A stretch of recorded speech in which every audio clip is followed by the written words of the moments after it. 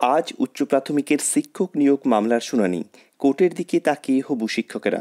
নমস্কার বন্ধুরা, ভিডিও শুরু করার পূর্বেই তোমাদের কাছে অনুরোধ করব ভিডিওটাতে একটা লাইক করে চ্যানেলটাকে সাবস্ক্রাইব করে নেবে।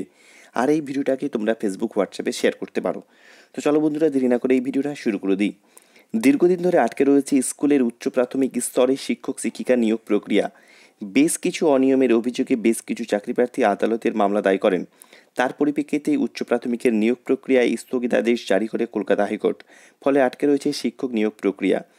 উচ্চ প্রাথমিকের নিয়োগ সংক্রান্ত মামলাটি লিস্টেড হয়েছে। অন্যান্য সমস্ত বেঞ্চের এই সংক্রান্ত যাবতীয় মামলা একসঙ্গে ট্যাগ করা হয়েছে। আটকে থাকা এই মামলার শুনানি আজ সোমবার সকাল 11টার দিকে হতে পারে।